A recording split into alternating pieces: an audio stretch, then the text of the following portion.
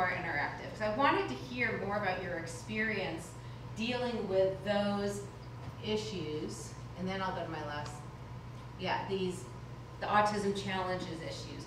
I wanted to hear from you, like, how you've already changed your programs, if you have, you know, to address these shortcomings, these impairments in your autism clients, or if it's something that you see or something that you don't see. I'm just curious about your actual hands-on experience with these impairments. Yeah. So, first of all, thank you for this very comprehensive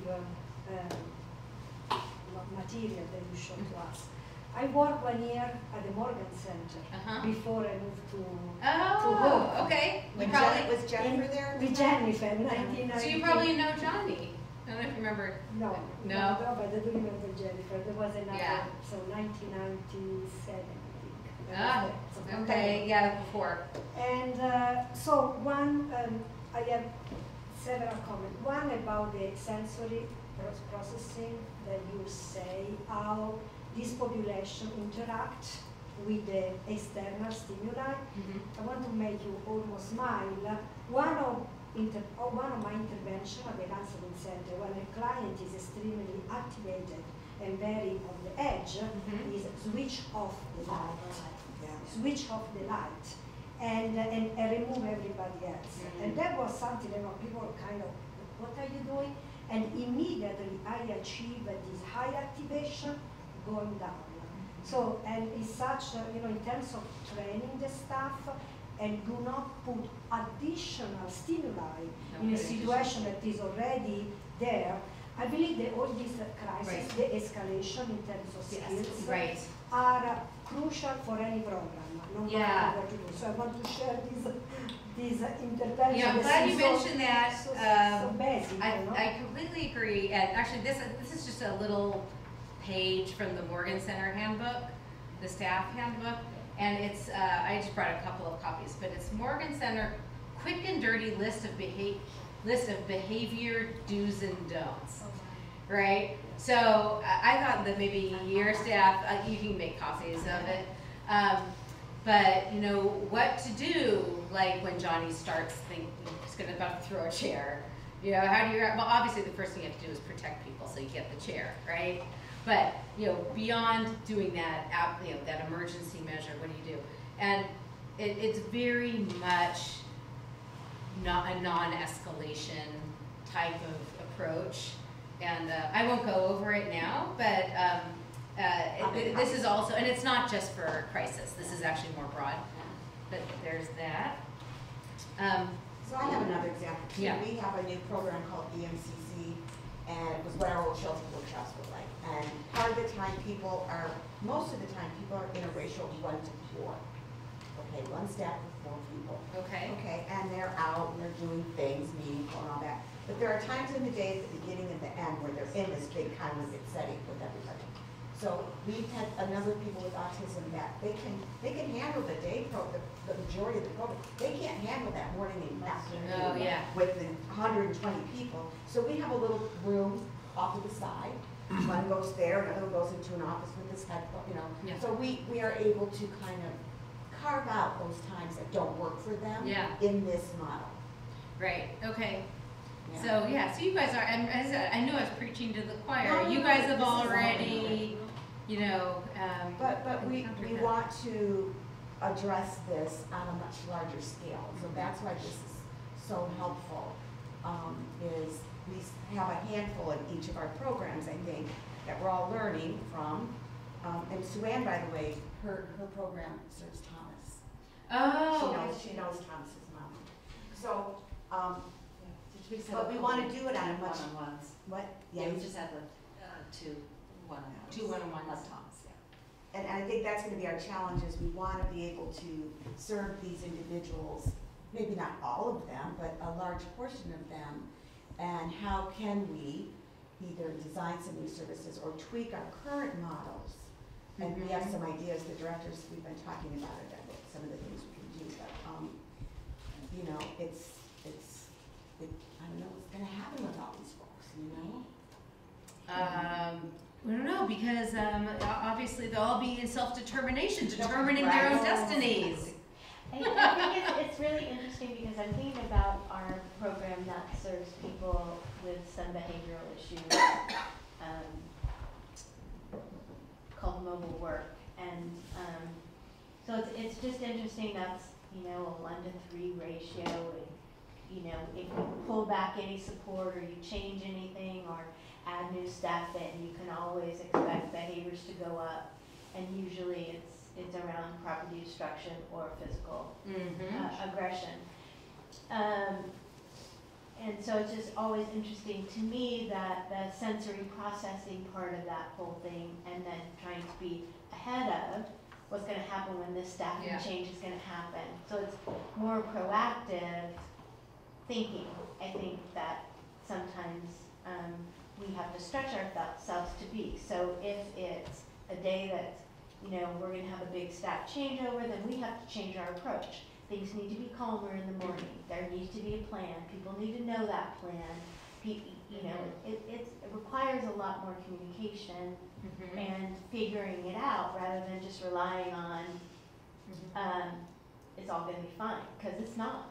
No. You pull one thing back or you slide one area, you're going to get what you paid for, which is people eating light bulbs or picking up people and throwing them at the dump or You stuff like that. absolutely get what you pay for. I mean, we were just talking before this about, you know, person-centered planning. You know, everything's, you know, we're supposed to deliver person-centered services, right?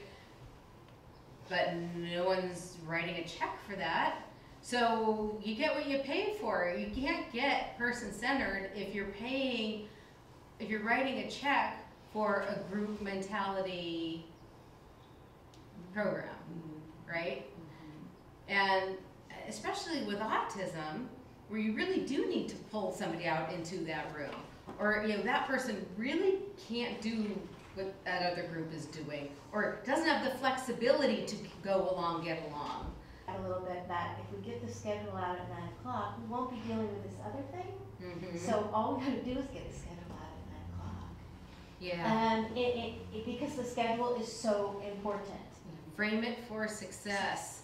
Frame it for success. And our staff will get there. Yeah. There's no doubt. It's just a new population. There's no doubt in my mind that our staff can get this.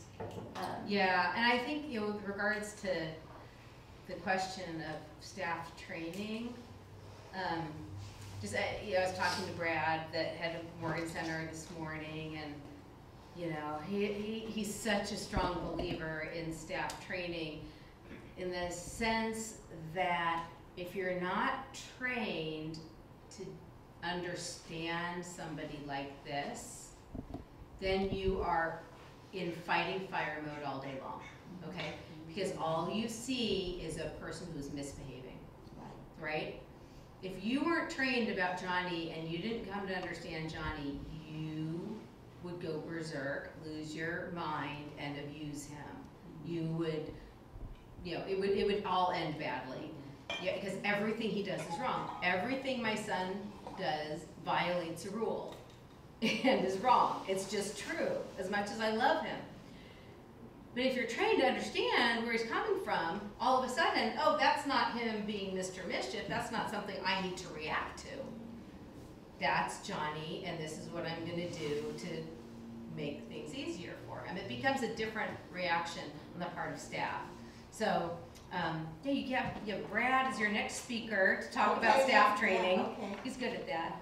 I have just one question, and then I don't know if anybody else has it, but then, have you seen any adult programs that really are doing like a great job of working with people with autism? Well, you know, it's different. So, you know, people with autism is such a broad category, but yeah, from what I understand, you know, at the higher functioning end, you know, the people who are really trying to innovate employment for them, more power to them. It's, you know, the project searches of the world, right? And we have some of those. Yeah, you probably have some of those. I mean, that's, I'm not at all expert in that, like at all, but I've heard very good things about them and you know, seen good results. and then sort of the middle part of the spectrum, or maybe they need more kind of a supported employment type of thing, or more of a day program. Trying to think, like who comes to mind. I mean, I assume you mean across the country. I assume you don't mean just No. just here.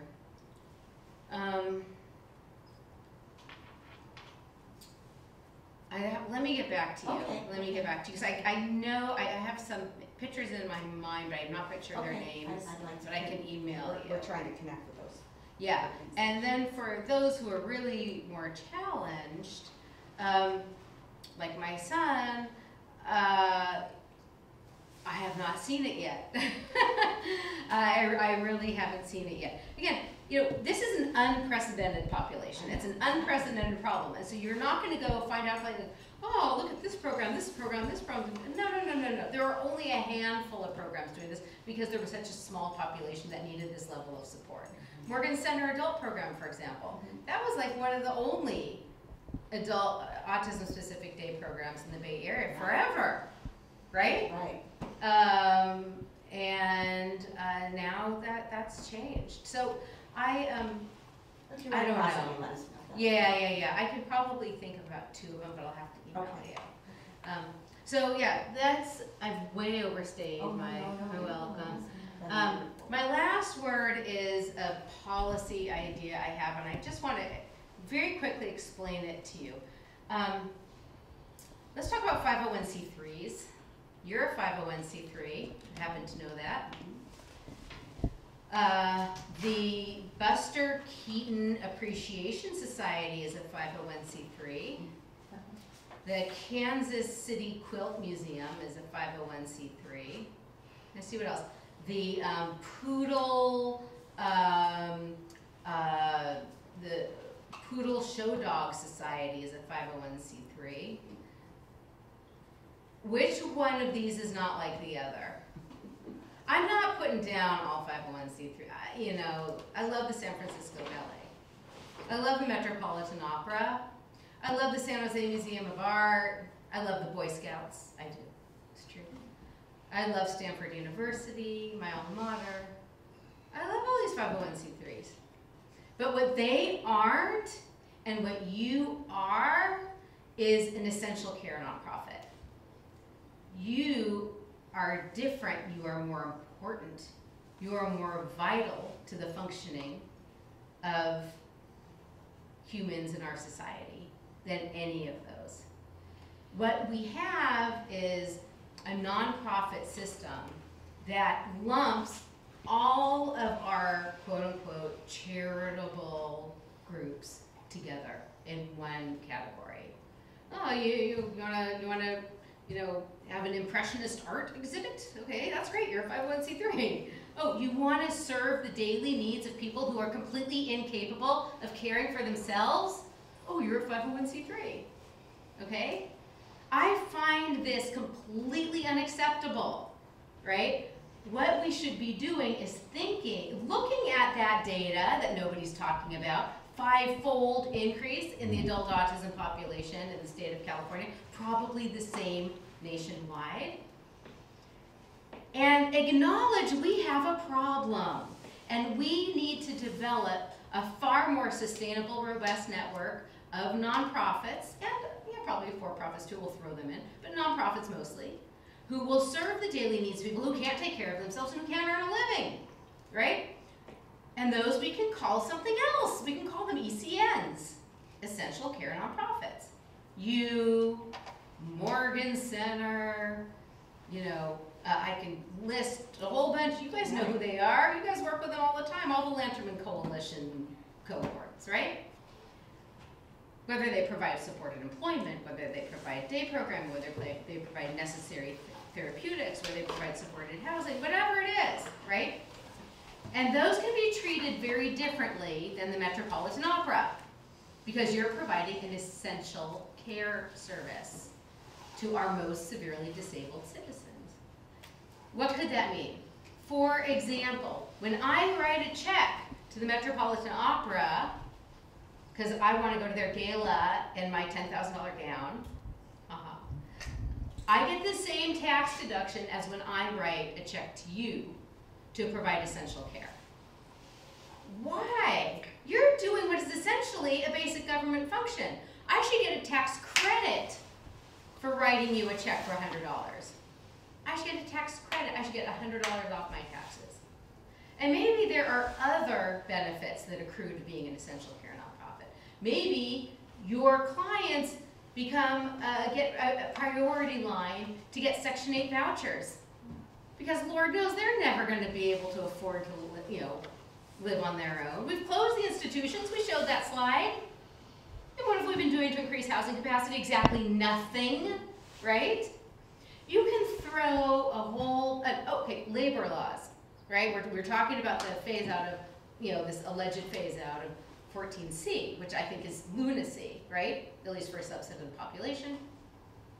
Well, ECNs could be an exception, right, to labor laws. So these people can have jobs that don't require frickin' minimum wage. I love my kids. They don't deserve minimum wage, right? They can't follow instructions. They can't even put stuff in a box for 5 minutes. But do I think would I like for them to work in some capacity? Yes. Why are we pulling that out from under them? We shouldn't be. We shouldn't be. So ECNs could be something like a one-stop shop, right, where we can put a lot of these programmatic needs and stability, financial stability needs into one box. It's an idea. I started pitching it last year. People like it, and I'm going to see if I can later this year try to develop it. Maybe this summer. So that's my last word. My last word is we need policy reform, because you have this big influx coming and you are not being given the tools to deal with it. We need the tools to deal with it. Thank you.